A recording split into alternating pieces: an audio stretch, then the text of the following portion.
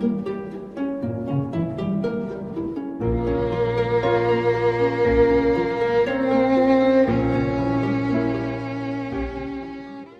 everybody, Chris Bond 21 here, and welcome back to Let's Play Kingdom Hearts: A Fragmentary Passage. On the last episode, we picked it up back with Aqua in the Realm of Darkness, right when she saw the Castle of Dreams world being taken by the Heartless, and all we really did was walk around, and we had a bit of flashbacks to Birth by Sleep. Aqua's kind of wallowing in memory, not a whole lot of plot really happening here. Again, this is a glorified tech demo for Kingdom Hearts 3. We're not really going to get a whole lot of plot until the very end. Right now, we're kind of just seeing how Aqua's handling with the Realm of Darkness. So we found ourselves at the end of the episode visiting the Dwarven Woodlands, and we got sucked into the Magic Mirror. So here we are in the Mirror World, the World Within, I believe, or the Mirror Within? And the World Within area map. I have the map. There's a save point right up ahead. So real quick before we do what we're supposed to do here, you'll notice that on the floor there are these 12 sigils, and they're all representative signs of the Zodiac. I would name them all, but I honestly don't know all 12 signs of the Zodiac. I know that this one's Scorpio because it's a scorpion, and I'm a Scorpio, so that's how I know. I have no idea. I'm assuming this is the Tauros. I don't know the horoscope thing, but if you go around to these areas here in the World Within, and there's chests, I believe there are these sigil pieces, and when you find all 12, this mirror pops up here in the middle, and this basically is the secret boss fight of a Fragmentary Passage, but it's nothing really cool. It's basically all the boss fights that you fight in the game. So in the end of the last episode, we fought that weird little Heartless Tower. That's in here too. There's other bosses in there that you're going to fight in this area and in the later areas. They're just sort of jacked up with more health and more power, but that's really all there is. I'm going to go back to the save point actually and fully heal.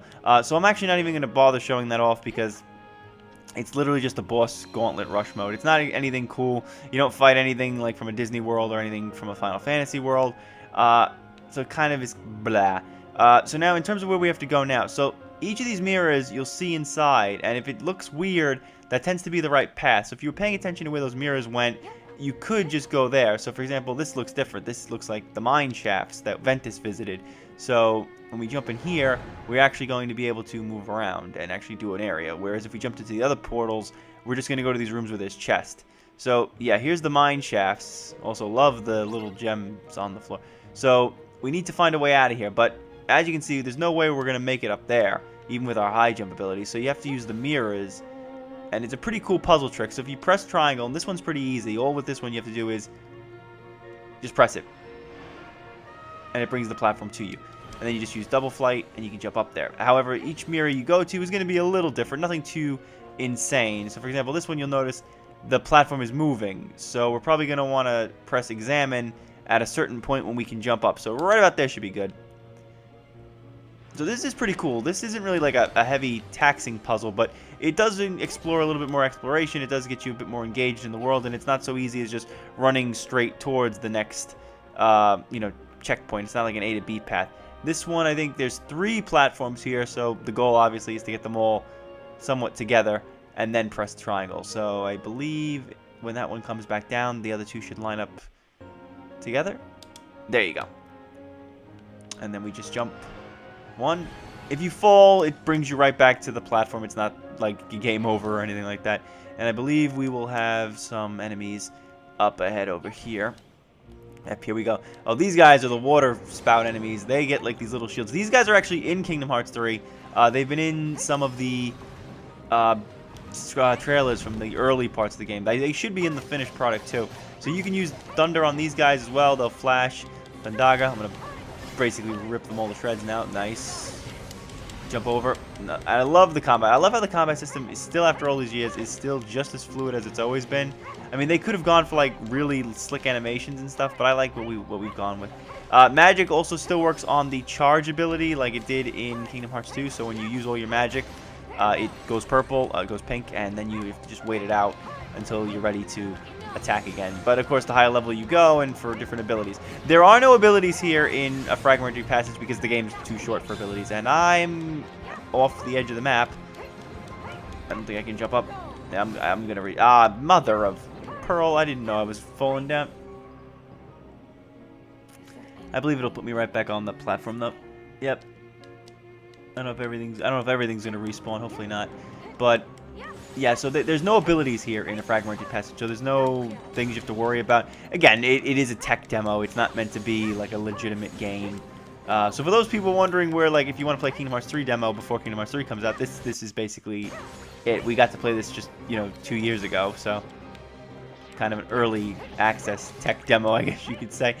So things have probably changed even from this build of the game. I wouldn't be surprised, because this was still early days, and this was done in like end of 2016, beginning of 2017. So I wouldn't be surprised if things have changed even from this thing. Even the graphics look a little better. Aqua does look a little waxy.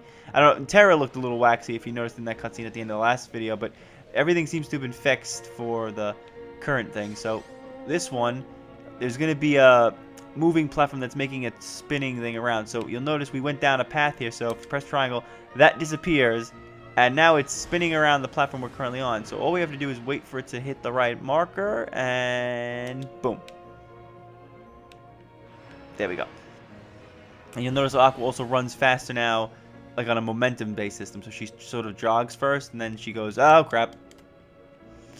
I didn't time it exactly right to the other end of the system, so crud. Yeah, but all you do is just go back. So I don't know if there's gonna be this type of stuff in Kingdom Hearts 3, like if there's gonna be like exploration stuff. Obviously, there's not really a whole lot of things to do here because we're in sort of the dark world, and there isn't really a whole lot of, like, there's not people, so it's hard to have objectives. That's why the objectives are in the map. So at the end of each section, you will jump into the mirror fight from Birth by Sleep and fight against a special character, I guess you could say.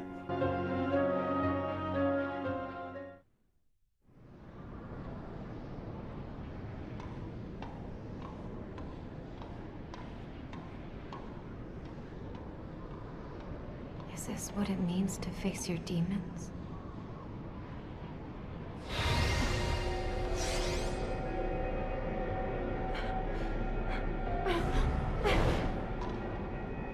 Only your heart is hollow enough to be a demon's. That's not true. My heart is strong. I'll prove it. Also, big props to Willa Holland for really stepping up the voice acting. I know a lot of people in the early reviews of Birth by Sleep were not fond of her. I thought she was okay, but even she's kind of changed her voice inflection too for this one, so I think it's much better. I mean, granted, there's only so many ways that you can say some of these lines. They are kind of stoic, sort of very JRPG cliche lines, so there's only so much you can really get away with, but I think she's doing a much better job too. And so yeah, you have to fight Phantom Aqua each time you make it to the end of a section.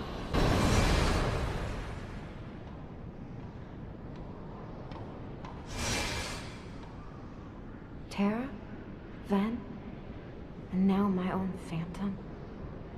What could it all mean?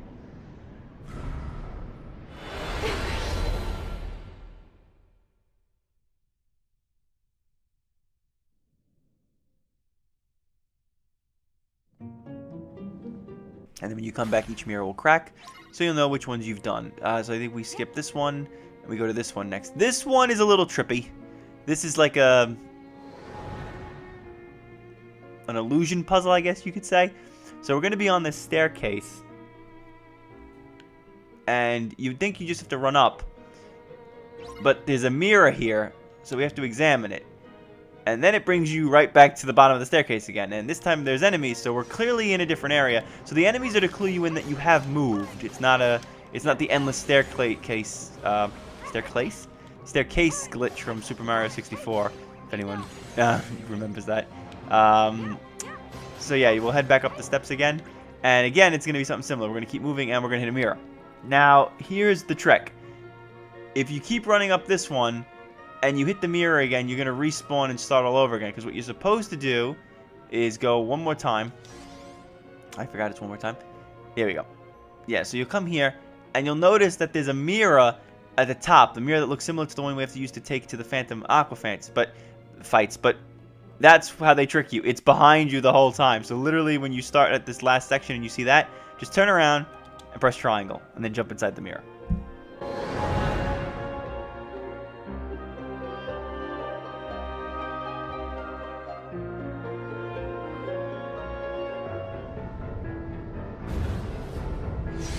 Alright, so this is the second fight. Each time you fight her, she gets a little bit stronger, and she starts doing some of Aqua's. Oh, I'm gonna die. Some of Aqua's. I think she does the shot locks. She might do like the spell weaver thing. Where is she? But once you get a good lock on her, you can just sort of wail on her, which is pretty easy. 2 combos are enough. Aqua's reach is pretty strong with his Keyblade, so you should be able to get relatively close. Using magic on her is not a guaranteed anything, really, if you get the ability to keep hitting her. She moves around a lot, so it's hard to keep like constant on her. Even if you get Spell Weaver, it's kind of a hard sell. So what I like to do is I'll keep an eye on where she's going. And you'll see, she'll move around like once or twice. If you go to hit her, she might sometimes move and disappear. Other times you might be able to hit her. That should kill her. Nice. Again, I'm on standard mode. This isn't really going to be too taxing.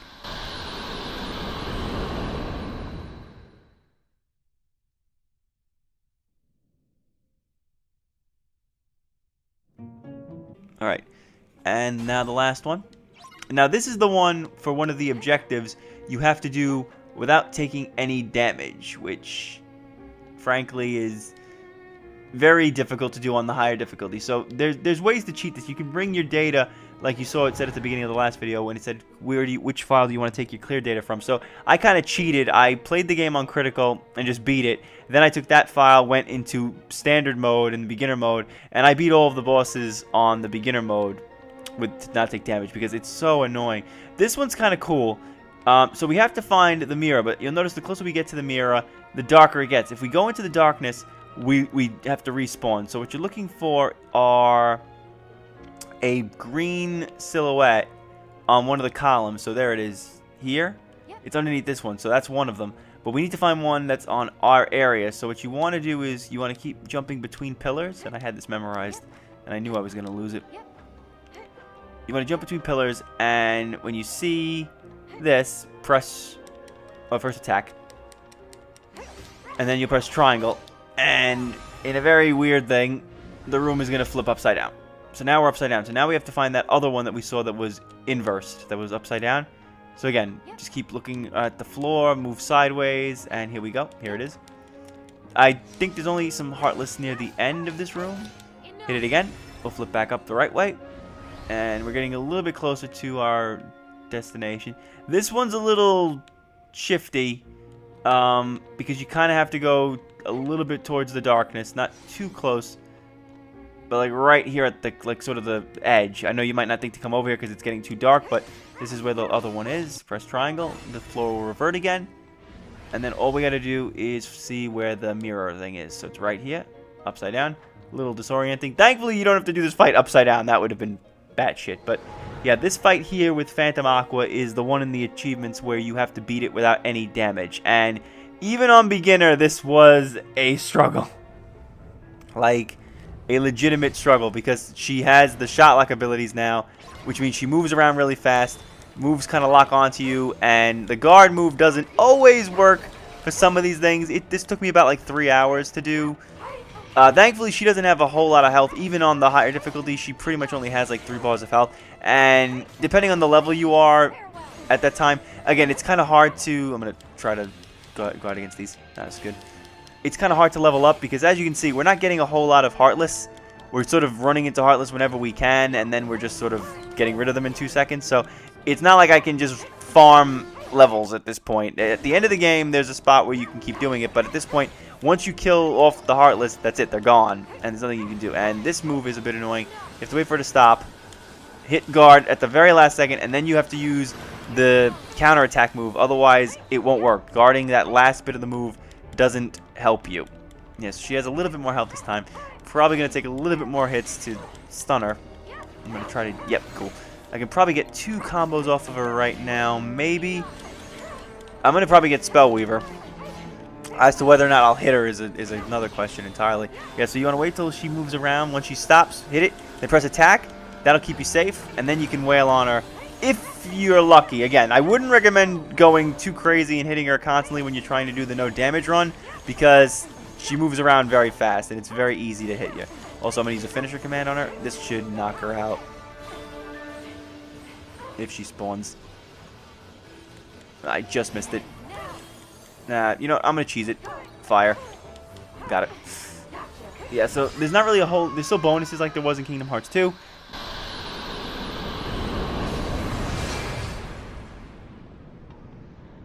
That's all of them. Terra and Ven didn't have anything to say. But my shadow, she wanted to destroy me.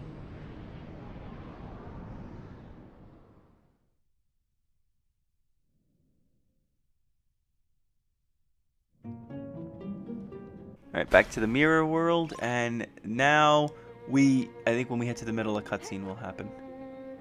Yep. I think. Or we can leave now, I think. Yeah, this one's weird. You actually have to go back to the mirror you started with to leave. Yep.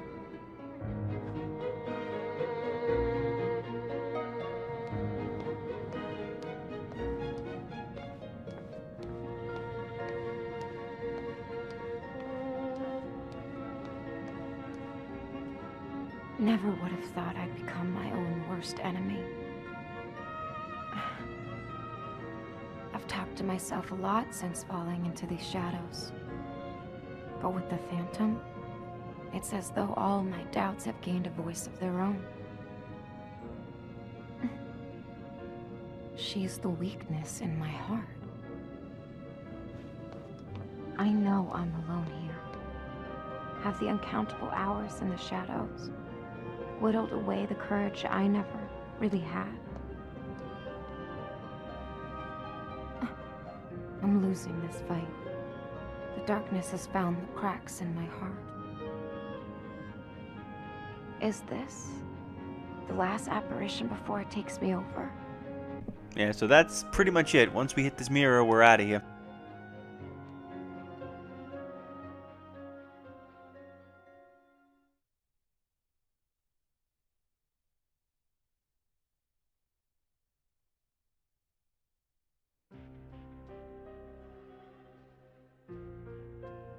Another world I know. Terra. Ven.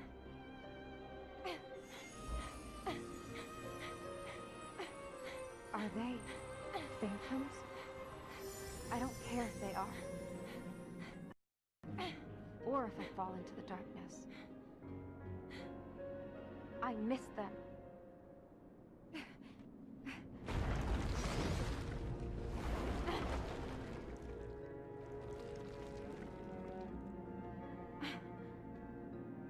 Get out of my way! Yes, Aqua, yell at the thorns. Anyway, so now we're in the Enchanted Dominion section. So we're going to call it here. So again, that was 17 minutes. So when you know what you're doing, and it's not so much of a question of where you're going, you can beat the game pretty fast. So this is the last area. And then there's one thing after this that's literally just one room. And that's it. So we're probably going to finish. So I'm going to split the next episode up again, because cutscenes will probably make it another 18-minute episode. But 2 more episodes and we're done. So it's a little short, but there's a lot of explanations at the end that are worth it. So again, it's cool to see what this looked like back when it first came out, because, you know, tech demo of Kingdom Hearts 3, awesome. But there is something near the end that is sort of important to the future story for Kingdom Hearts 3 that we need to show you guys. So that's where we're playing it. So I will see you guys on the next part. Thanks for watching.